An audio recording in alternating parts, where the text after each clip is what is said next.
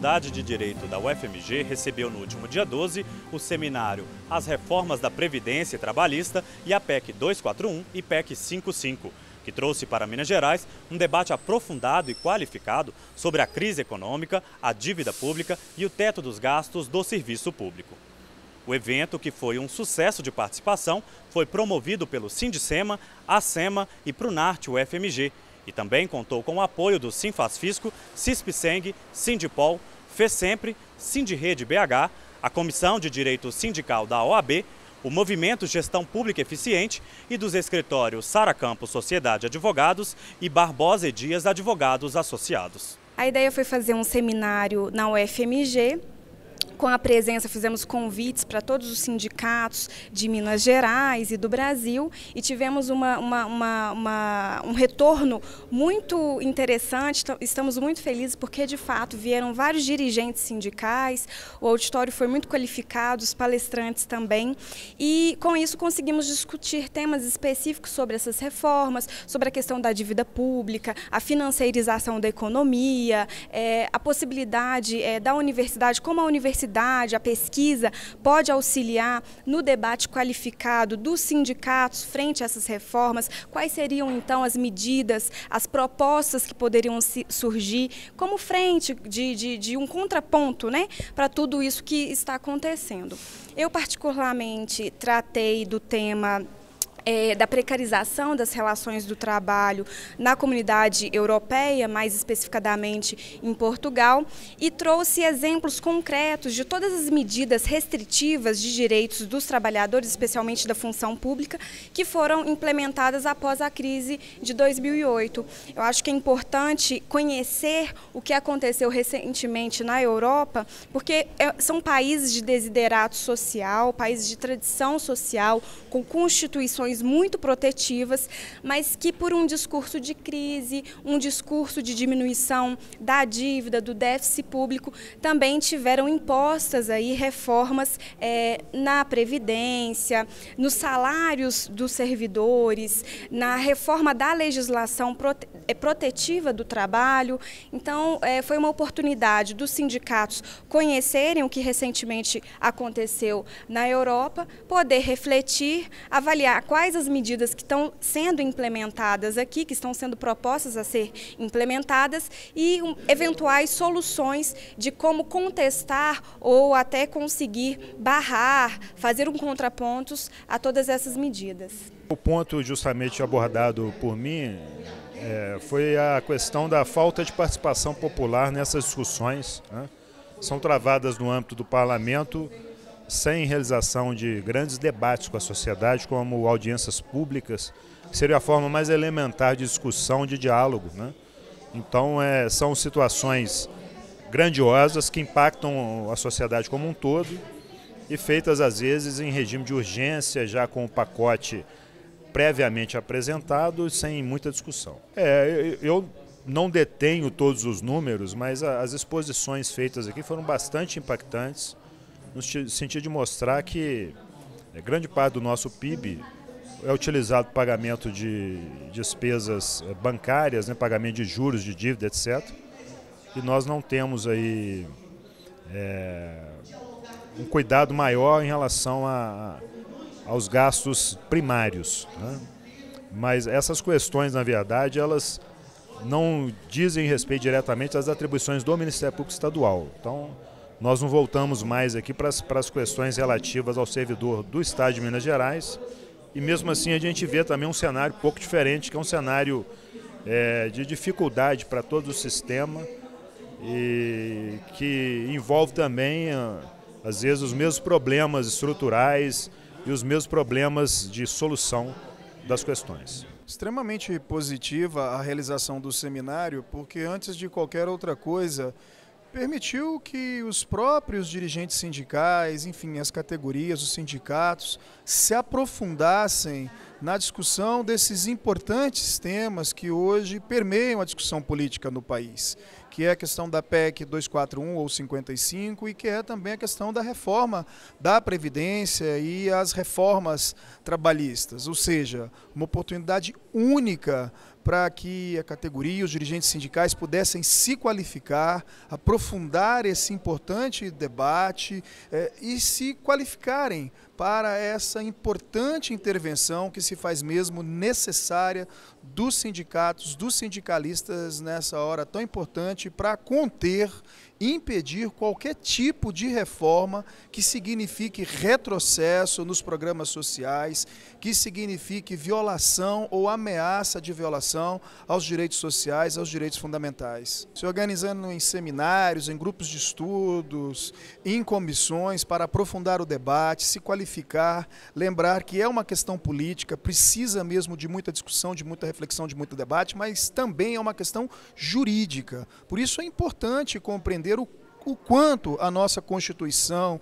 os nossos tratados internacionais de direitos humanos estão todos ameaçados com reformas que significam violações aos direitos sociais, violações aos direitos fundamentais. Então, mais do que qualquer outra coisa, é necessário mesmo que as diferentes categorias se unam, aprofundam o debate, aprofundem a qualificação para uma intervenção mais qualificada nesse debate. Eu acho que é uma iniciativa importante, que é o propósito do Pronarte, que é de colocar o conhecimento à disposição da sociedade, ou seja, fazer um conhecimento, a pesquisa científica que seja vinculada ao parâmetro jurídico do direito constitucional, mas que também possa responder de maneira interdisciplinar aos desafios presentes da sociedade, que no caso estão vinculadas a essa possível série de reformas que vão atingir diretamente a direitos fundamentais de trabalhadores e cidadãos do país. O Pronarte, eu tenho observado, eu sou uma pesquisadora convidada, participo de algumas atividades do Pronarte e o tema da minha tese, que é a aplicação de direitos econômicos e sociais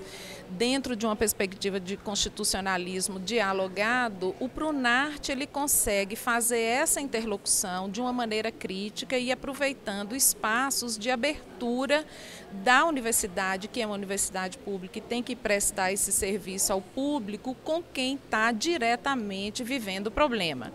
Eu acho que é importante que os sindicatos ou outras categorias da comunidade tragam os seus problemas para debater e é uma característica do Pronarte promover debates bem plurais para você ouvir os vários lados de respostas dessa questão. Eu acho que aí a partir do coordenador é procurar os órgãos que estão interessados em fazer esse debate, trazer os seus problemas e verificar se eles se encaixam em alguma linha de pesquisa já que o grupo tem. No caso desse seminário, eu achei que foi muito importante o debate, eu vim pelo interesse da tese em debater aspectos como aplicar direitos econômicos e sociais com uma jurisprudência que dê um acesso à justiça de uma maneira de uma deliberação adequada, já que são temas que vão envolver debate social, como o Poder Judiciário ele deve atuar de maneira a compatibilizar direitos e a interpretação constitucional sem sair do seu lugar de poder judiciário. Nesse caso, a gente viu questões que não estão sendo debatidas no momento pelo Congresso como alternativas para essas medidas que estão sendo propostas. E a gente observa que isso vai na linha, inclusive, do que a ONU propõe. Há um Comitê de Direitos Econômicos e Sociais na ONU que propõe que qualquer medida de austeridade, para ser aprovada, ela tem que ter alguns requisitos. Ela tem que ter um debate com todos os afetados. A ONU precisa, ou o governo precisa avaliar se havia outras alternativas menos gravosas para a população e se essas alternativas foram avaliadas, se houve desigualdade entre os afetados com o peso do lado negativo de reformas só para uma categoria em relação a outras. Então, são parâmetros já de interpretação que, se por acaso essas propostas de emenda à Constituição são aprovados, provavelmente, na forma como o debate está sendo conduzido, eles correm o risco de não passar pelos critérios que a própria ONU tem de fiscalização do cumprimento dos direitos econômicos e sociais no Brasil. Todos os sindicatos, todas as centrais, deixar um pouco a diferença de lado, as divergências, agora tem uma luta prioritária. A preservação dos nossos direitos, a preservação dos direitos de milhões de trabalhadores que está ameaçado por esse governo ilegal, um governo que não foi eleito e não foi eleito muito menos com esse programa. Quer impor à sociedade brasileira reformas, mudanças profundamente prejudiciais aos trabalhadores.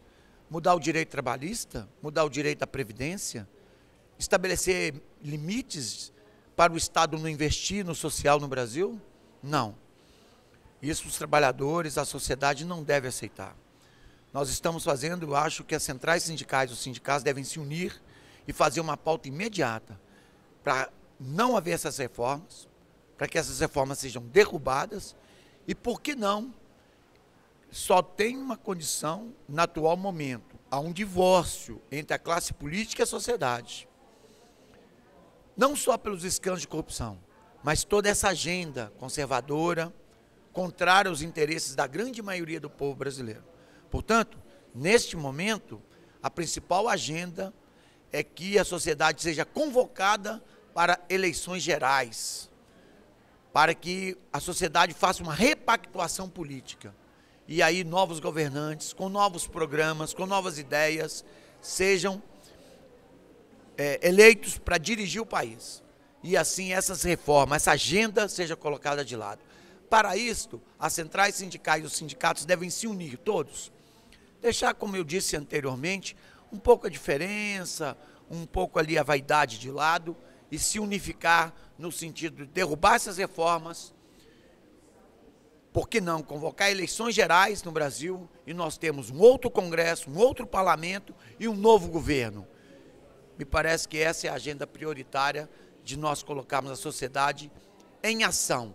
Se isso não acontecer, o país pode estar caminhando por momentos muito ruins, para um período de extrema gravidade da nossa sociedade e da história do país. É um passo importante na compreensão do significado dessas mudanças que estão ocorrendo na legislação e na Constituição brasileira.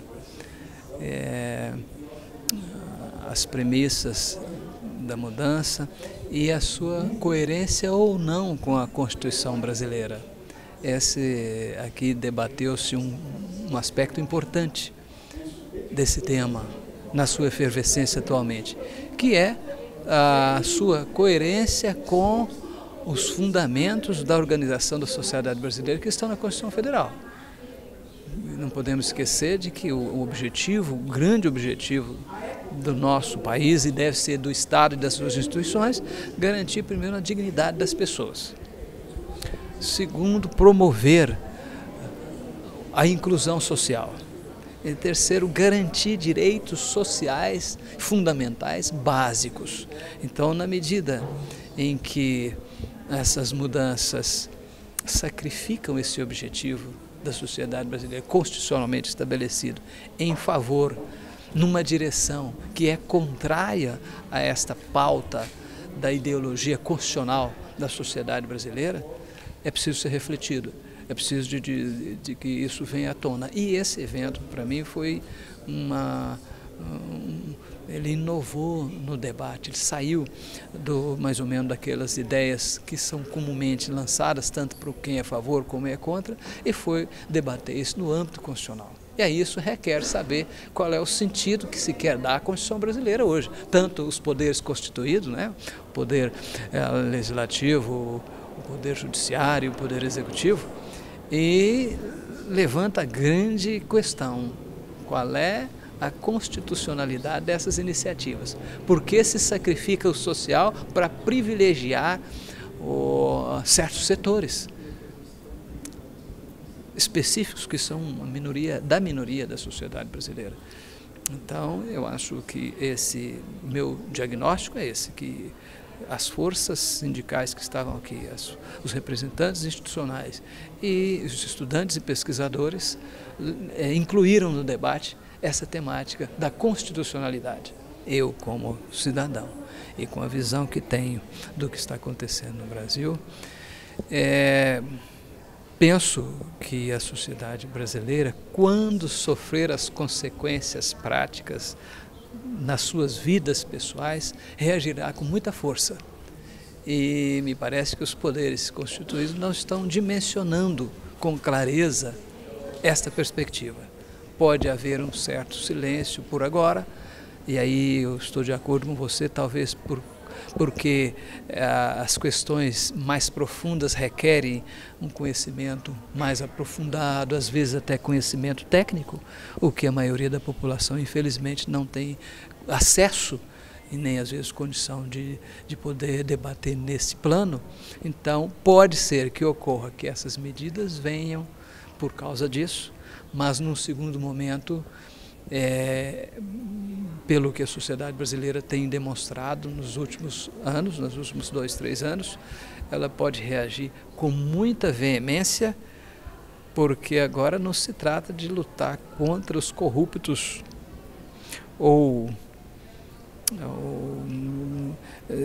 trata-se de salvaguardar a própria dignidade, a própria situação de cidadão que cada um vivencia, as dificuldades que virão de toda ordem. Então eu penso que a sociedade não se acomodará. O principal ponto desse evento foi conseguir ter juntado diversos segmentos da sociedade, sindicatos, públicos estaduais, federais e municipais. Muitas vezes a gente vê que nesse processo de discussão aí das reformas, tanto a reforma da Previdência, a PEC 55, a reforma trabalhista e outras que também virão, a questão da terceirização do serviço público, nós percebemos que não só os servidores, mas os sindicatos também estão muito apreensivos e muitas vezes tentam buscar as suas, através das suas organizações, formas de se contrapor àquilo que está sendo colocado. Nós acreditamos que a melhor forma de você partir para a ação é primeiro conhecer o problema, discutir, debater e aí sim levar a informação correta, formar, né, uma opinião numa audiência como essa e aí estabelecer quais as linhas de ações, quais as melhores formas de agir para que a gente possa se contrapor a todo esse conjunto de reformas que estão sendo apresentadas não só no nível federal, mas que brevemente também serão colocadas aqui em Minas Gerais. O gasto financeiro de quase a metade do orçamento é sigiloso. E o que a PEC 55 faz? Ela faz o contrário, ela coloca um teto de gastos nas despesas primárias, que são justamente as despesas que precisariam aumentar. Nós precisamos aumentar os investimentos em saúde, em educação, investimentos geradores de emprego. E a PEC faz o contrário, ela amarra as despesas primárias para que sobrem mais recursos ainda para as não primárias, para as financeiras, que são justamente as despesas delinquentes que precisariam ser controladas. O déficit é uma falácia. Quando nós consideramos todas as receitas que compõem a Seguridade Social. O que é a Seguridade Social? É o tripé: saúde, previdência e assistência. A Constituição Federal, artigo 194, criou esse tripé integrado. É o sistema de Seguridade Social. E o artigo 195 da Constituição fala de quem financia esse tripé. E quem financia são os trabalhadores com a contribuição sobre a folha e os empregadores, são as empresas sobre o lucro e toda a sociedade sobre o consumo, a COFINS, além de outras contribuições. O governo não apresenta esse orçamento da Seguridade Social, mas a ANFIP, Associação dos Auditores da Previdência, faz esse cálculo. Quando fazemos essa conta honestamente, computando todas as contribuições para a Seguridade Social e todas as despesas com saúde, previdência e assistência, não existe déficit. Existe, pelo contrário, um superávit. Um superávit tão grande que aprovaram agora a elevação da DRU, desvinculação das receitas da União, de 20% para 30%. Todo ano, 30% dos recursos da Seguridade Social são desviados para pagamento de juros da dívida. Essa falácia do déficit é única e exclusivamente uma colocação para justificar as sucessivas contrarreformas de retirada de direitos, como essa absurda contrarreforma que acabou de ser apresentada pelo atual governo. Os sindicatos têm um papel importantíssimo nesse novo cenário que está se anunciando. Um cenário de crise econômica, mas também um cenário de crise política que tem favorecido a apresentação de alguns questionamentos ao nosso modelo de regulação das relações entre o capital e o trabalho. Creio que os sindicatos têm uma responsabilidade histórica de não apenas participar, acompanhar as proposições legislativas apresentadas no Congresso Nacional, mas também, no âmbito das negociações coletivas, estabelecerem parâmetros, limites que possam levar ao maior prestígio da autonomia negocial coletiva, do poder que a Constituição lhes atribui de fixar normas e condições de trabalho por meio de acordos e convenções coletivas de trabalho. A terceirização é um fenômeno irreversível. O TST, o Tribunal Superior do Trabalho, editou uma súmula, a súmula 331, que buscou estabelecer um parâmetro mínimo de regulação da terceirização. É preciso observar com muito cuidado, com muita cautela, porque a terceirização, fora do seu espírito original, fora daquela ideia que vem lá das teorias de administração, ela acaba promovendo a precarização de direitos trabalhistas.